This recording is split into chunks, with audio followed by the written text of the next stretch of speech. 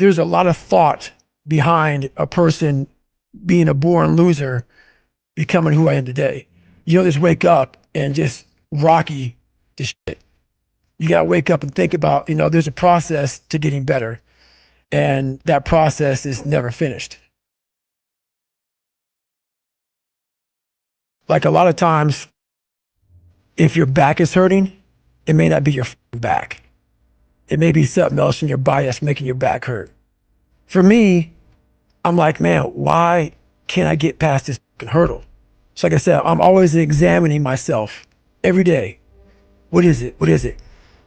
Well, there's only one thing you haven't examined yet, and it's going back to the beast, going back to the demon. All the times that I was like, I'm not going back. And I went back. I'm not going back. And I went back. I'm not going back. And I went back. It showed me even more of what we have as humans. If we're willing to go there and we're willing to push that extra step. A lot of people, man, how do you do what you do? At the end of the day, I asked myself one question: can I take one more step? And usually the answer is yes. So if you can answer that question and not take another step, that is real failure.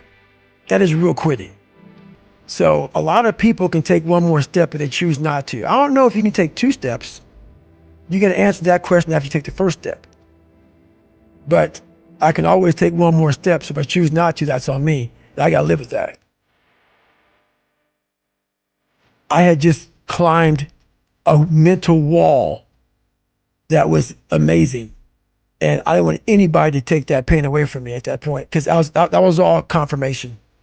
So for me, this was the new level. You don't need a lot of things. Sometimes only thing that kept me with that one step forward was one thing. Let's not quit yet, Goggins. Let's think about your options. Where are you going to end up if you quit this shit? Where are you going to go? And when I got done with that race, it's the worst pain. I can't even describe the pain of that last 30 miles to anybody. No one, it's very hard. So when it ended and I'm laying there in the worst pain of my entire life, I'm shaking, I'm jacked up. And all I could think about was, I can't believe what I just done. To me, it was humanly impossible to even think about going 30 more miles in that shape. And once you do it, what came over me when that shower hit me, and the reality hit that I just went 101 miles. And that last 31 miles was something that I can't even describe to people.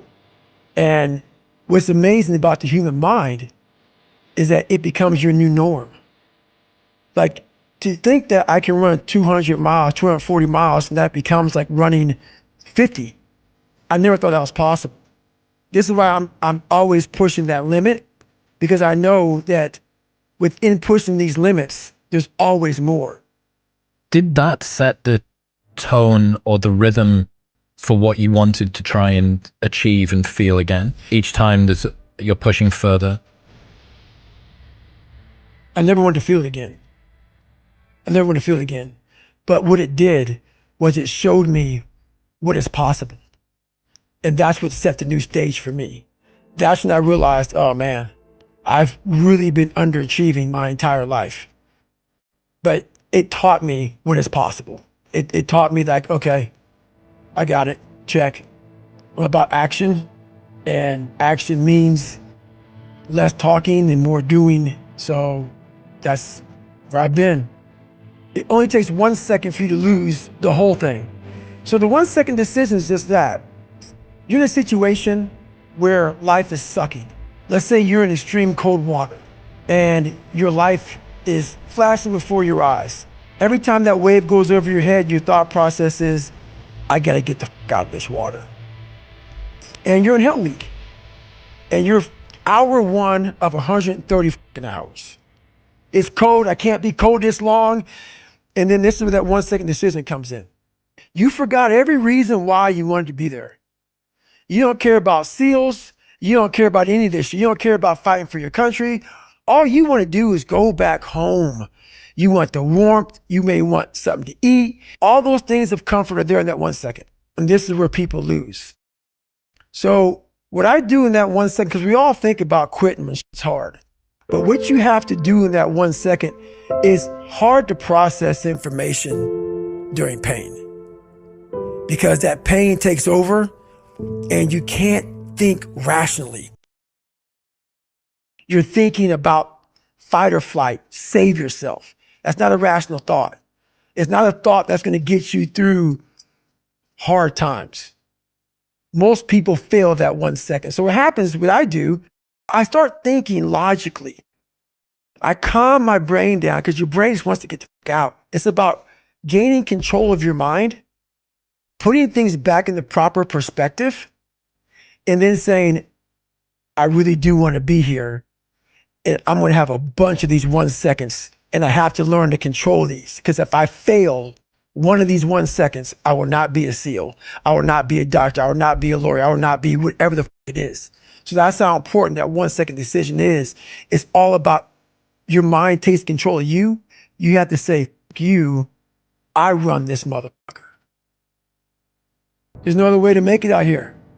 I mean, you can't just always be, head down in the sand. You got to learn to pick yourself up on your own. A lot of times these fights and these battles, you got to be your own coach. You got to be your own motivator. Because there's a lot of people in this world who don't want to see you make it because they think you could take a piece of their pie. But I've learned to study people before I react. Because there's no successful person in the world who's in a good headspace that's going to ever attack anyone in that kind of manner. There's always going to be something wrong with them. So you got to always dive a little deeper before you get your feelings hurt. Take time. Take that 1 second to pull back and study them. Because most people who are in good places, they don't care about what you're doing. They don't care about what you're doing. They don't try to destroy you. They actually will try to build you up versus destroy who you are as a person. So that's where I'm at now in life, is most people who do that, they're in a very dark, dark place. As you get bigger, as you get more successful, you open the door for people to critique every fucking thing you do. And most of the people who are critiquing you usually aren't where you are. And all their critiquing comes from people who are really at a low level of life, which is sad. But what we do, people who are on the upper level, hearing the haters at the lower level, like I said, you'll never meet a hater doing better than you. True statement. So I started making these mixtapes with all of these hate messages about people talking shit. And it became such a source of fuel that it was amazing, because I know why you hate me. You hate me because you're probably in the bed right now. You're probably an underachiever. You're probably somebody who doesn't want to do anything with your life. So I make you question everything about yourself. So I'm going to continue making you question yourself by coming out here and being even more successful. So what happens is, there's days where I'm like, you know what? I really don't want to do this today. And I'm like, oh, hang on. So I listen to that while I run. I sometimes play it in the house. It's half comical, it's half inspiring. I'm actually inspired by it, because I know I'm gonna get hit in the mouth. There's an art to getting hit in the mouth. And that is why these things are important. You have to wake up and you have to give yourself belief. You have to give yourself confidence. So it starts with that run. Belief is like, there's an after school special belief where the mom says, believe in yourself, and that's all great. But there's also a built belief.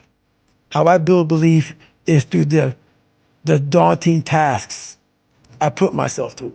So that's proof positive that I can.